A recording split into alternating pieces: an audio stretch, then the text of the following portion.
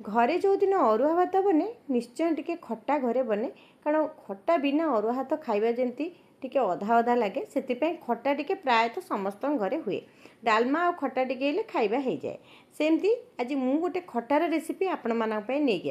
आसी ताहले चलतु रेसिपी स्टार्ट करिबा। गोटे कड़ई रे तेल नबा तेल गरम होला परे आमे सेठी पंच फुटण दबा खट्टा जेहेतु प्रस्तुत करछे पंच फुटण टिके भल कि देबे फुटण फुटिला परे एटी दुईटी सुखिला लंका और किछि भृषंग पत्र जदि आपण अलगा दिन रे करूथिबे ताहले एटी किछि छेचा रसुण मध्ये आपण देई पारंती। आंबर खाली ऊपर चोपाटी को हाथ में मुझे छड़े नहीं तापर आंबटी को आम देदबा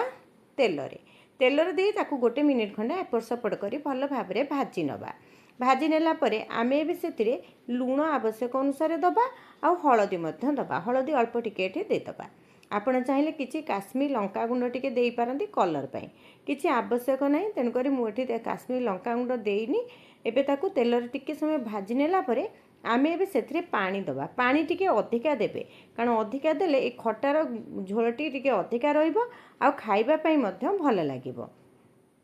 एबे आमे ताकू 3-4 मिनिट खंडे फुटिबा पई छाड़ी दबा आंब को टिके पानी फुटिले सीझी जीवो तापर आपण ताकू लुहा कड़िकर एमती टिके दाबी देबे आपण को झोलटी एठी बहलिया हो जीवो जेहेतु आमे आंबरे पानी देइचे टिके पानी अंश आसीबो खटाटा सेथिमे अल्प टिके चीनी किंबा गुड़ आपण ऐड करनेबे देकी ताकू भल भाव ये मिसई नेबे जदि मीठा आंब होइतिबो अल्प टिके देबे जदि खट्टा आंब थिबो टिके अधिका मध्य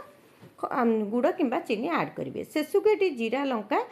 पान मधुरी आउट मेथीर गुंड टिके ऐड कली देकी ताकू भल भाव में मिसई दबा आचार जो आपड़ करुवे जीरा लंका सहित अल्प टिके पान मधुरी मेथी मिसई गुंड करदे आपण